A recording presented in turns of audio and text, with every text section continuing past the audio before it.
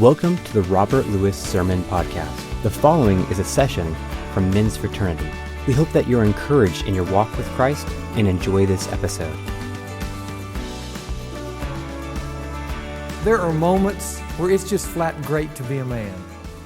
To feel that brotherhood together, to experience those deep bonding, common experiences with one another. It is great to be a man. And I noticed on the internet that some guys think so for the following reasons. Your last name stays put. The garage is all yours. You don't give a darn if someone notices your new haircut or not. Wrinkles add character. One mood all the time.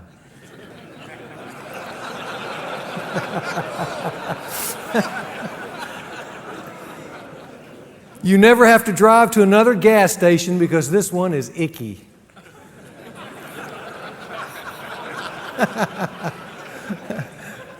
You know stuff about tanks. Wedding plans take care of themselves.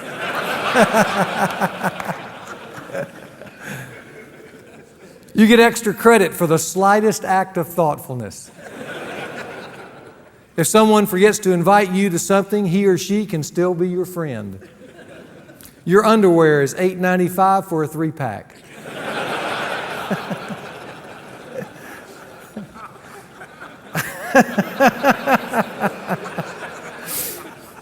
You can quietly watch a game with your buddy for hours without ever thinking, is he mad at me?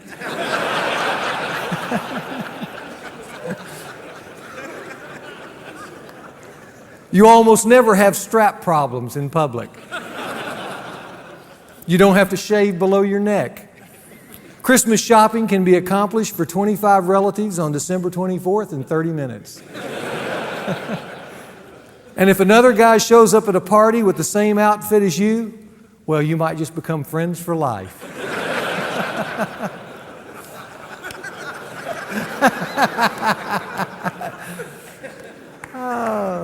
It's great to be a man.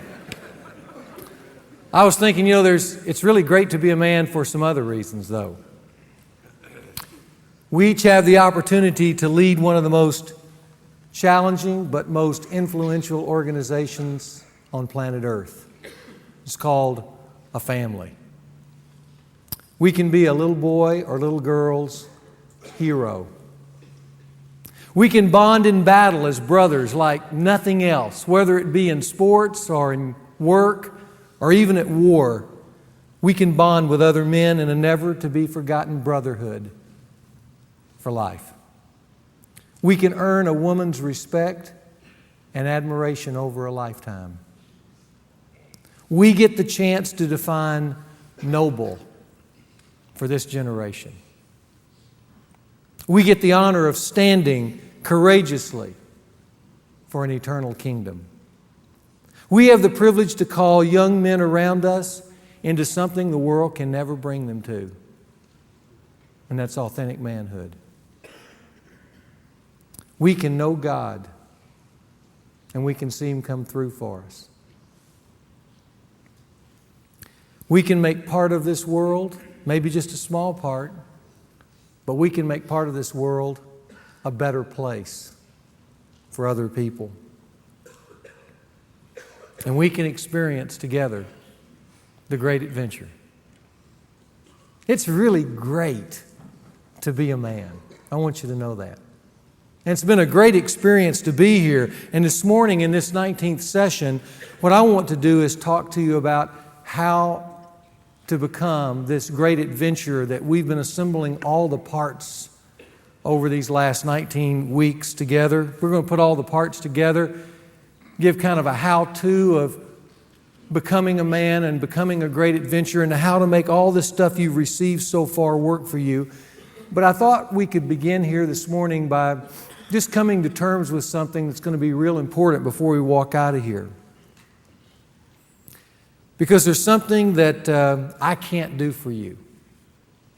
There's something Bill Wellens and Bill Smith can't do for you. We can give you all the pieces. We can give you all the instruction. We can give you all the encouragement. but we can't make you an adventurer. We can't do that.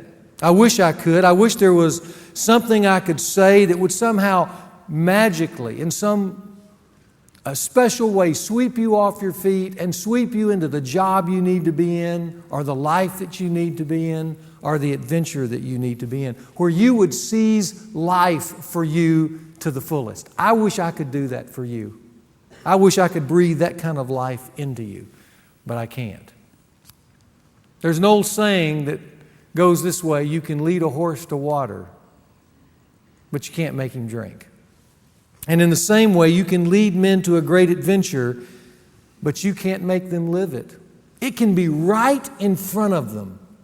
You can give them all the parts, and all they need to do is just take a few more steps, and life will change. But no one can make you go that final distance. That's the distance only you can travel. See, the great adventure is a choice. It's a personal choice. And the truth is, most of a man's life turns on a few special moments. Over your lifetime, there will be a few special moments. And how you decide in those few special moments will be the difference between mediocrity and adventure. In fact, I bet for some of you, if you looked over the landscape of your life right now, just look back, you could see a few of those mountain peak moments. Some of them that made an incredible difference, and you think, I am so glad I did that. It was a white knuckler kind of experience, but I hung on for dear life and I chose the high and the holy. On the other hand, there are those moments back there that are the same kind of mountain peaks, but the choices that were made in that moment was the choice that led to maybe months or years of pain and compromise. Every life turns on a few moments, and as I have in your outline, I call them defining moments, because that's what they are.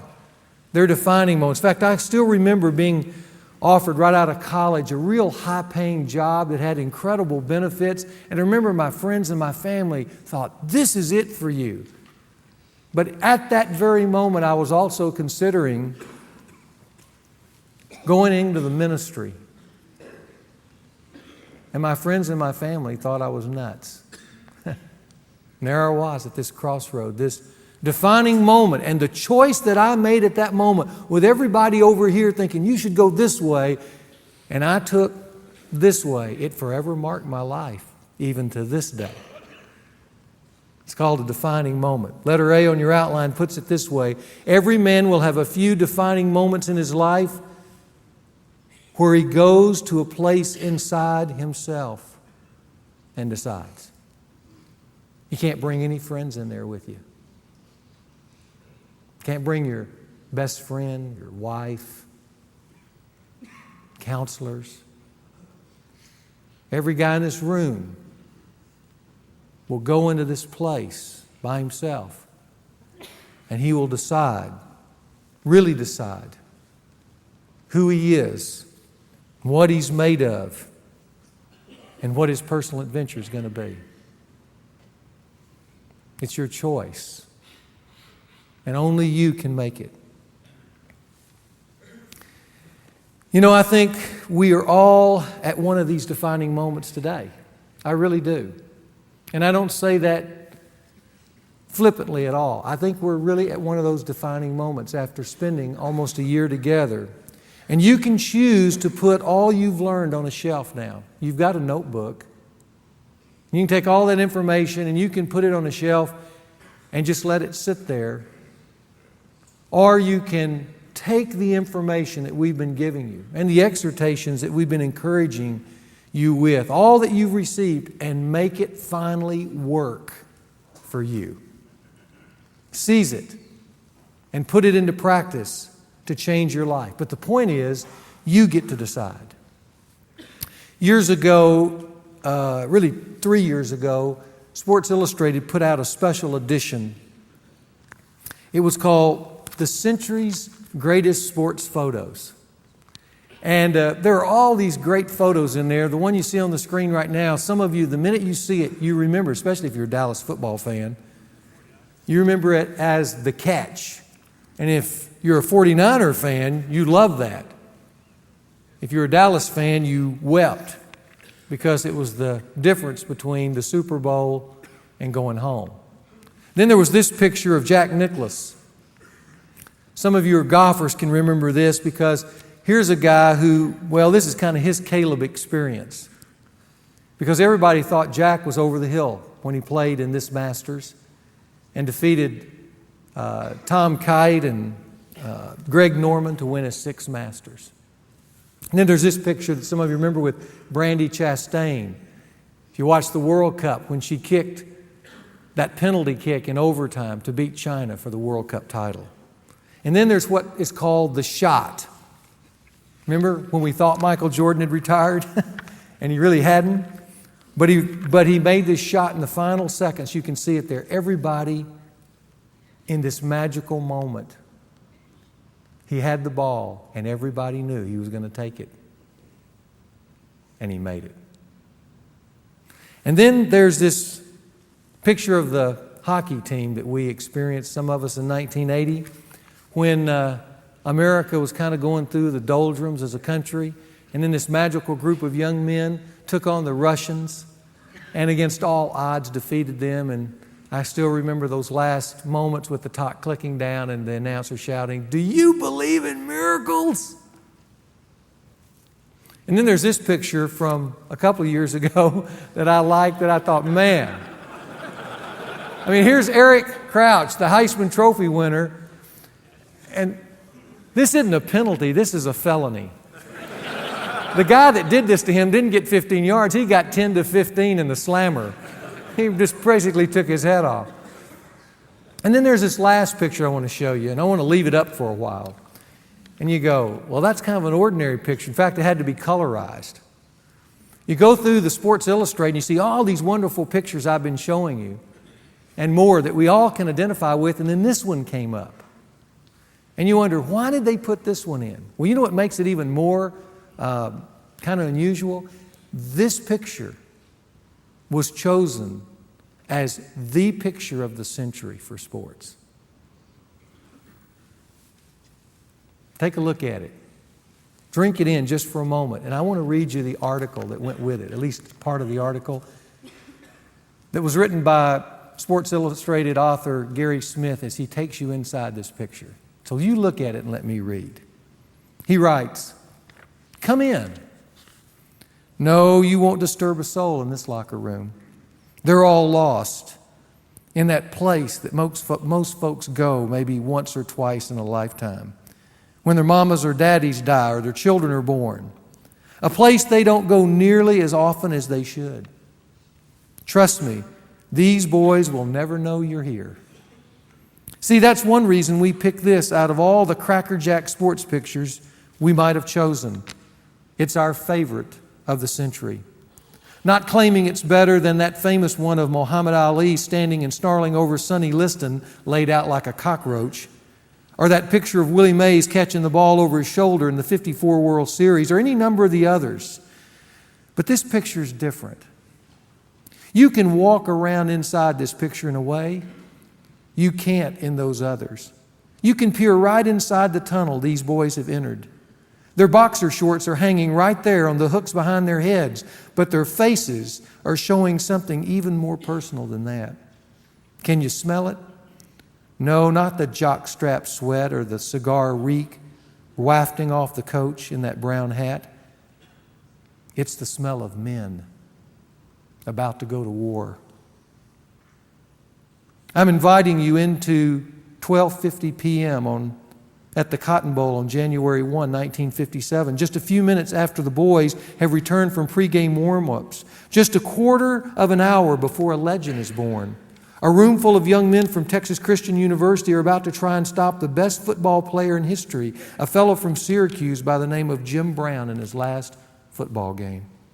No denying it, a lot of folks might whip right past this collection of and a collection of sports photos, rushing to get to those slam-bang plays at home plate or those high-flying Michael Jordan circus shots, but it's funny. The older you get, the more you realize that this is what sports are most about. The moments before. The times when a person takes a flashlight to his soul and inspects himself for will, for courage, for spirit. The stuff that separates men from the rest. Who am I? And is that going to be enough? That's what you're peeking at through the door. And believe me, those are two big, scary questions. Do you feel it? Every man has to go into his own locker room before the real game of life. And he has to ask the question, who am I? And will that be enough? And that picture, I think, better than anything else represents us here today. Because this picture, guys, is us right now. That's us up there on the screen. There's a great adventure out there for every man in this room. But we're not out there. We're in here. We're in the moments before, where every man decides whether it's going to be mediocrity or greatness. Every man here has defining moments before him today, and he must go to a place inside himself for three things. Let me just mention these three things. Who he will be. Okay? Who he will be. You decide. What he will give his life to pursuing. And probably most important, how much effort he will give before he quits. It's a sacred moment. Look at letter B. In the critical moments of life, real adventurers will step forward and choose. Here's what they'll choose: the high and the noble. And everyone else is going to shrink back. You will get to choose either to squander what you've received, or you will get to choose to master it. And in our case, for you to make your life come into sync between two poles, your design and your destiny. Remember? Here it is, the wiring. This is me today. This is my design. This is my wiring. And if I stay with it, if I'm a real man, I step forward and bring those things into sync. And as I bring them into sync, then I come alive. And I begin to experience the most out of life. But it's my choice. You know, the Scripture acknowledges over and over again the importance of a defining moment. I just want to give you two examples. Here's one from Joshua. Joshua is trying to move the people into the land, and they're moving into a land where there's all kinds of temptations and paganism around them. And so he issues this defining moment challenge. He says, choose for yourselves today whom you will serve.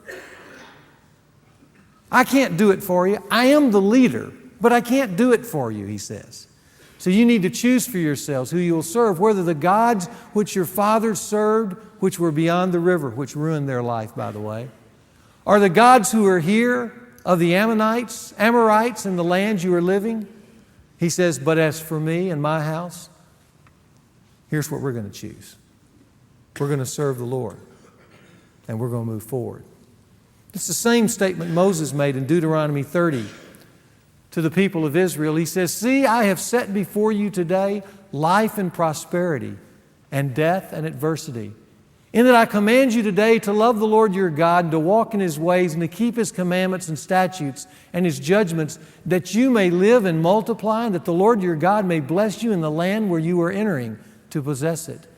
And I call heaven and earth to witness against you today that I have set before you life and death, the blessings and the curse. So choose life in order that you may live, you and your descendants. We're in the moment before. And you have to choose. Look at letter D. The key now to being a great adventurer is not Bill, and Robert. The key to being a great adventurer is you. And before you will be hills to climb, and demons to face, and battles to fight, and much needed raw faith and courage to go forward. I want you to look at those for a moment. Those are your opponents to the great adventure. And some guys will see those and they just overpower them. Lesser men are overpowered of thinking, you know, I'm going to have to work on my marriage or I'll never get the great adventure. Or I'm going to have to go back and deal with unfinished business in my past or I'll never be able to go forward. Or I'm going to have to let somebody into my soul and help me figure it out. Or I'm going to have to battle this chronic habit. At least that's what I call it. The people around me call it an addiction, but I'm not quite there yet. See, every one of us, there's a road in front of us that sometimes can be so intimidating. And yet, to be a great adventurer in the moments before, you've got to ask yourself, am I man enough to go out there and win? Only you can decide that. Look at letter E. The final step of authentic manhood and adventure, you must take alone. Don't expect mama. Don't expect your wife or another man to carry you there. They can't. They can't get you there. But here's the good news. You can do it. I just want to tell you, you can do it. Every man can do it. Okay? And I want to give you 5 ways, 5 kind of thoughts for you this morning of how to assemble all the things you've been learning and put it together so you can make it work. Here's the first one. You must set aside some time to reflect. Some of you have read John Eldredge's book, Wild at Heart. Let me read you just a section about setting aside time. Because you know what? Time is the one commodity none of us have. And yet it's essential to the great adventure. He says this, a man's life becomes an adventure when he releases control in exchange for the recovery of the dreams in his heart. Sometimes those dreams are buried deep, and it takes some unearthing to get to them. We need to pay attention to our desire. Often the clues are in our past, in those moments when we found ourselves loving what we were doing. The details and the circumstances change as we grow, but the themes remain the same. To recover his heart's desire, a man needs to get away from the noise and distraction of his daily life for time with his own soul. He needs to head into the wilderness, to silence and solitude. Alone with himself, he allows whatever there is to come to the surface. Sometimes it is grief for so much lost time. But there beneath the grief are also desires long forsaken. Sometimes it even starts with temptation when a man thinks that what will really make him come alive is something unholy. At that point, he should ask himself, what is the desire beneath this unholy desire? What is it I'm wanting that I think I'll find there? However the desire begins to surface, it's here we pick up that trail when we allow the cry to rise from the depths of our soul. A cry for a kind of forgotten courage, one difficult to hear, one difficult to embrace, one demanding not just answers, but another life. Guys, every one of us, to make real sense of the material you've been given, is you've got to have some time to think it through for you. Coming in here and being stimulated is wonderful, but stimulation will never get you to the great adventure. It's going to be meditation. It's going to be time alone to sit and think about who I am. Remember the big, hairy questions? Those big, hairy arms? Who am I? Where am I going? What am I doing here? Those are the ones that only you can answer. And at some point, the hardest thing for a man to do is to sit quietly and let the issues of his life rise to the surface, and he begins to script his life anew. but only you can do that alone. You must set aside some time to reflect. You need time to think about three things. One, you need time to think about your design. You have it on a sheet of paper, but that's not getting there. Thinking about your design is going to be more than just looking at a printout. It's going to be taking what you see there and applying it to every area of your life.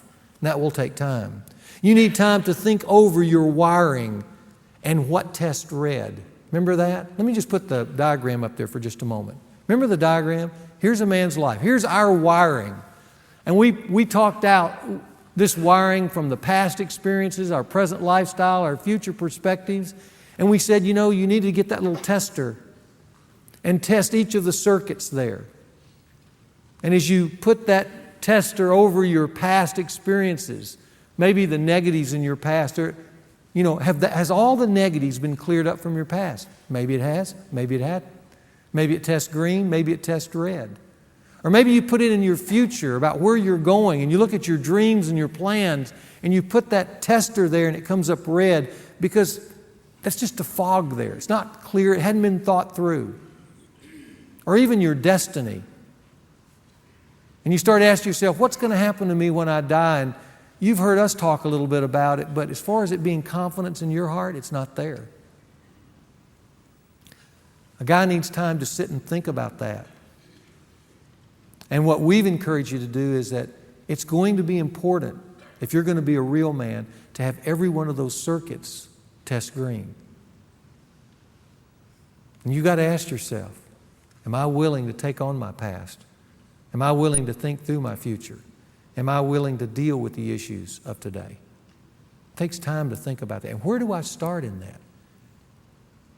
You can only come to some conclusions when you take time to think over your wiring. And finally, you need time to think over filling out your life compass, your dreams. Remember, we put that life compass in your hands and we said, and by the way, I think that's one of the hardest things a man can do. That's such a little tool, simple tool.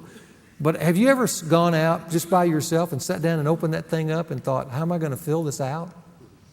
That thing just shouts back at you, doesn't it? It screams off the page. You don't know where you're going. And it takes time to sit and think and begin to work those issues through, but it's so important that you do. And here's the question I want to ask you in the moments before the big game, our Cotton Bowl. Now everybody look at me. Have you taken some time to do this? Because see, that's what's so important.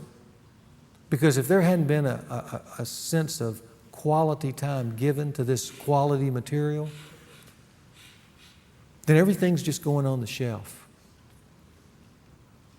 See, all that you've gotten, all the pieces that could make it work are going to go passive, and you'll be the loser because of it. You have got to take some time. You've got to take some time and make this yours. Move into it where it becomes you, not a meeting you're going to. Secondly, you would be wise to interact with 2 or 3 safe people about your thoughts and conclusions. And I'd include, if you're married, I would include my wife in this, and I would talk to them. This is what I'm thinking about concerning my wiring, and interact and say, I really need to deal with this father wound that I have, or I need to deal with this habitual problem I've got, or here's what I'm thinking about my future. What do you think? And this interaction with these safe people become a way of getting clarifications. People begin to feed back to you that you're thinking rightly or maybe thinking off the page a little bit. And in that interaction with these safe people, it allows you to go back to your design and your wiring and your future plans and begin to hone those a little more carefully in light of how other people close to you actually see you. That's a very critical step in becoming a great adventurer. Thirdly, you need to decide on a prioritized plan.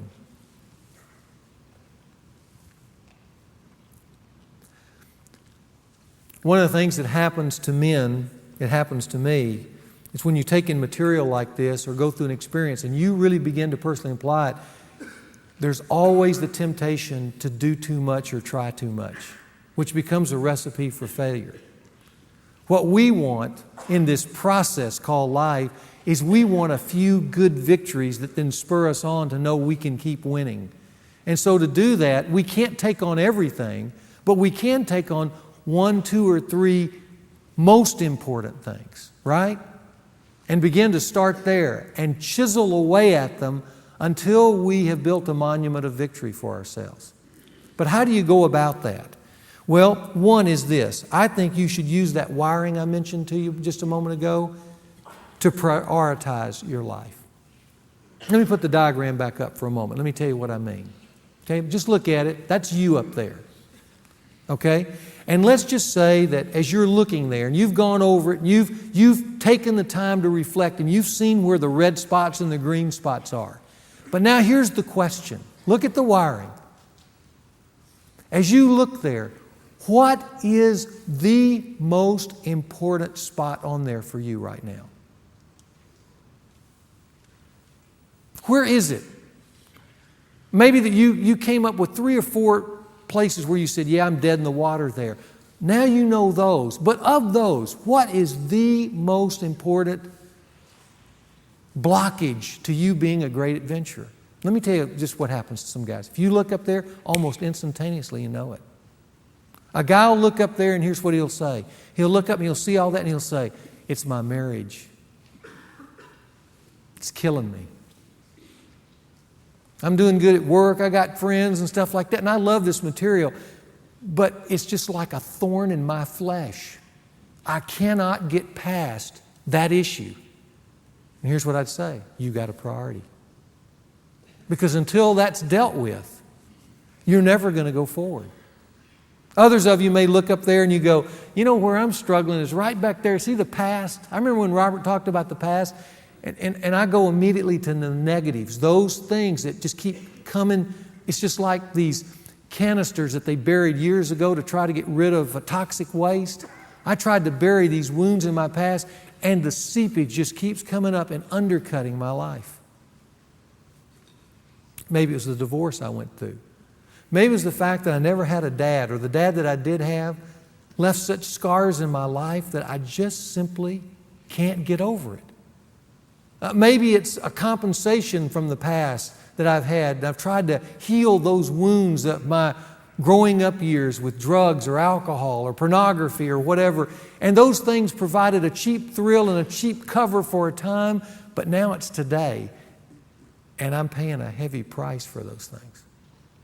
And when the guys in here stand up and cheer for Jesus, and I'm up there standing on my feet because I can feel that energy, but the thing that keeps seeping back to the front lobe of my mind is the fact that I'm addicted.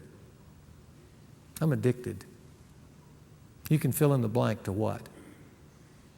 And no matter what I try to do to move forward in the great adventure, this past negative habit keeps pulling me down. And I say, you got your priority. Because until you aggressively, faithfully, courageously go after that thing and say, I'm going to deal with that, you'll never move forward to the life that we've been talking about in the last 19 weeks. Maybe there's no sense of destiny to your life. And you're looking forward and you're saying, I'm okay about my past. I feel like I'm doing okay, but I don't know where I'm going.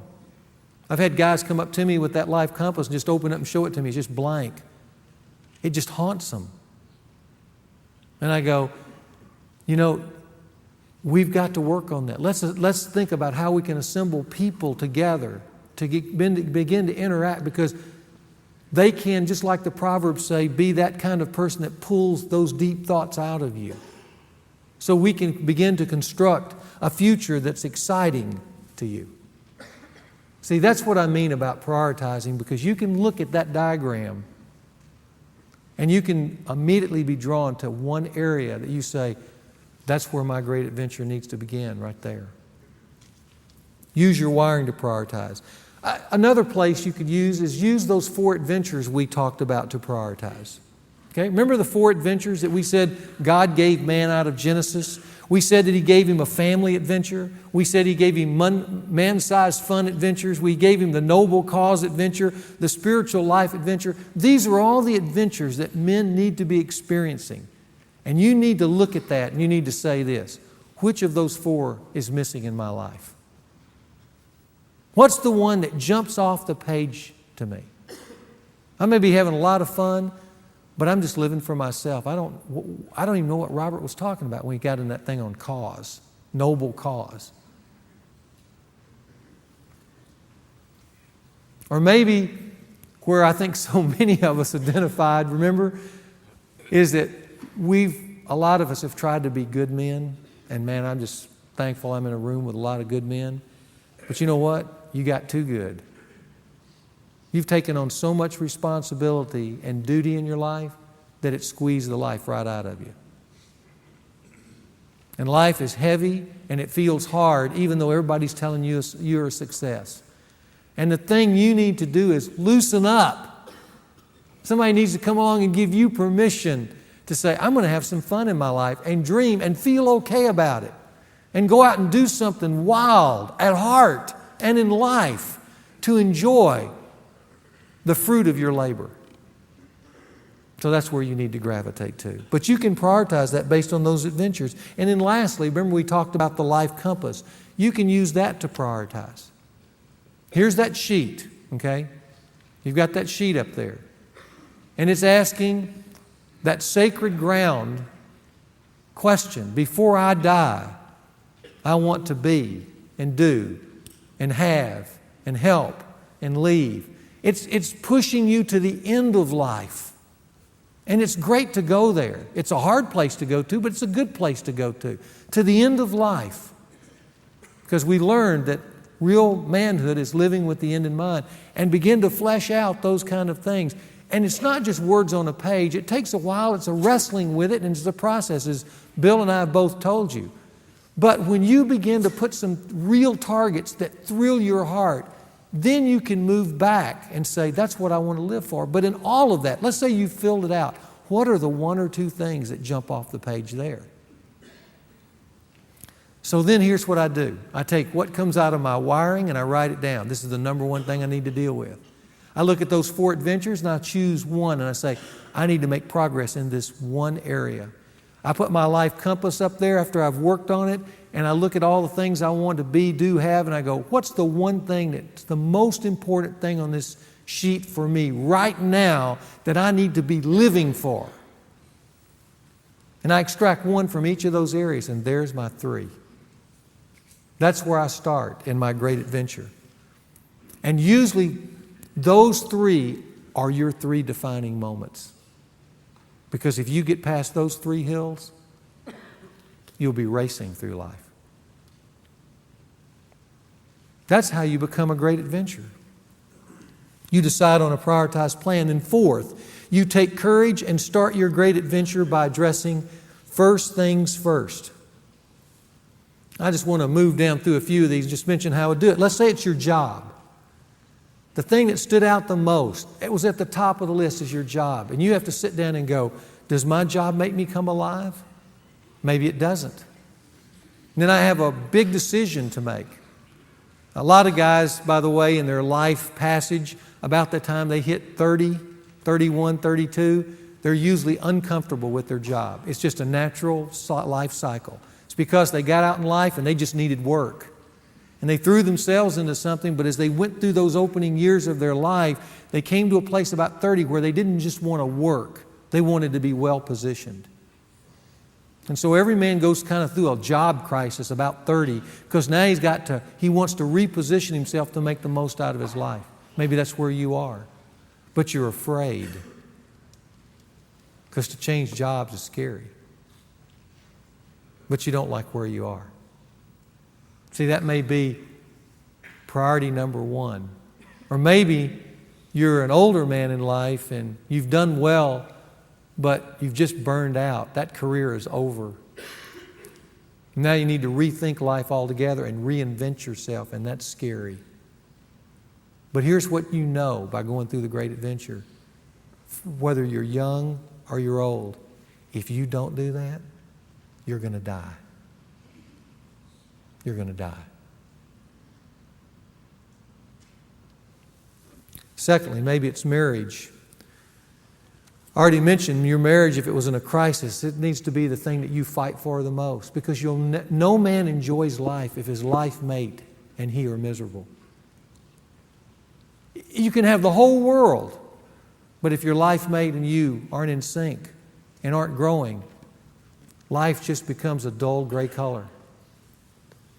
On the other hand, it may not be in a crisis, but you just want your marriage to be better. And so if you're under 40, you need to be constantly investing in the little things to make your marriage better. Whether it's a marriage conference or whether it's marriage material or whether periodically it's a marriage study or doing fun things, or maybe you're older in life and maybe at this point you're trying to reinvent yourself, but don't reinvent yourself without your wife. Maybe what you need to do is take her and sit down and recraft where we want to go through, where we want to go to in our lives. That might be the most important thing. Maybe it's wounds holding you back. And like I said, you just need to go back and say, I'm tired of living in that hole. I'm tired of it. Are you tired of it? Listen, you need a guy on the other side of the table reaching across and grabbing you by the necktie and pulling you, say, it's time to deal with it. It's time to deal with it. You don't need to live there anymore. See, we're in the moments before. Maybe it's just fun. And I would encourage you, go big. Go big. Do some crazy things. Enjoy this world. That's one of the reasons God put us here. And think of something that takes you out on the edge. Don't just go through a safe fun. Do something that takes you way out there, puts you in worlds that, are a little bit scary even. That's what brings a man's heart alive. Maybe it's a cause that I need to be involved in, or maybe it's spiritual life. Some of you guys, for the first time, are hearing about spiritual life that's different than religion. Good for you. Some of you guys were courageous enough in December to actually join me on Sunday nights for 4 weeks and just talk about that. And I think the guys that did that had a good time. It was just kind of an exploration time. I'm going to do that again in April. And if some of you guys missed that and want to be a part of it, I'd love to have you join me in April on Sunday night when I'm going to take others through a same process. I'm going to take men and women this time. But I'd love to have you a part of that. But no man is going to be happy if he goes through this life and misses God, because that's who he's going to meet at the end of it. And so at some point along the way, it'd be good to begin to bring some texture to that relationship and understand it. To be standing up here like Bill did, leading a cheer, but deep in your heart feeling, I have that connection and it's real and I've nurtured it, and it's not something that's odd. It was something you were created for. You were created to have a relationship with God and to feel that sense of the eternal in everything that you do. But that's got to be cultivated, and you cannot be shy about it. It's what every man was meant for. When I say take first things first, it's creating aim for your life so that you can go out and the energy, every man's going to expend his energy, but you're expending your energy towards worthy, noble callings. Here's the way Paul expressed it in 1 Corinthians. I love the way he said this. He says, and he's talking about his life. He says, therefore, and I could put, I live my life in such a way, but he says, therefore, I run in this life in such a way, and here's the key phrase, as not without aim. Remember I talked to you about the Three Stooges, Curly? Remember how he used to go whoop, whoop, whoop, whoop, whoop, whoop, like this? He's just beating the air. He's going nowhere. And I want you to know, there are a lot of guys that live just that way, expending all kinds of energy. It's just pouring out of them all through the day. But at the end of the day, they're at the same place they were yesterday because they have no aim. And that's what Paul's saying. He says, therefore I run in such a way as not without aim. I box in a way as not beating the air. But here's what I do. I buffet my body and make it my slave so that I myself will not be disqualified in this life. I know I'm going somewhere. And at the end of this life, I want to finish with satisfaction looking back over it and confidence looking forward to the life that's to come. That's the great adventure. Now I want to conclude with one thing. I don't know about you, but I'm going through life looking for some Calebs. I want some Calebs to join with me. Men who can pray Caleb's prayer. And one of the guys in men's fraternity wrote out Caleb's prayer, and I want you to look at it. Here's Caleb's prayer, and I'm going to finish with this. Make me a leader among your people despite my start in life. Remember Caleb's poor start in life? Make me willing to stand for truth even when outnumbered. Grant me a courageous confidence in you and your promises. Help me refuse to see life through the eyes of men. Cause me to grieve over the sins of my followers and intercede for them. Teach me to know your presence, which brings boldness and direction. Place within me a different spirit. Keep me from being fearful of the giants in my way. Cultivate within me a fresher and fresher faith as I grow older. And then give me the guts to pray. Give me the land and give me the high ground. That's called the great adventure. And we have to pray that kind of Caleb's prayer, and all through life we need to be shouting each day, give me the land and give me the high ground. Are you guys ready for the great adventure? You know where we are right now? We are in the moments before. And if there's a great adventure out there for you, as you sit in your locker room, you have got to decide to go for it. Thank you for listening to this week's message. It really helps us when you rate and review this podcast. If you found today's teaching helpful, take time to do that today. This podcast was produced by the team at Sound of a Rose. Visit soundofarose.com for any of your podcasting needs.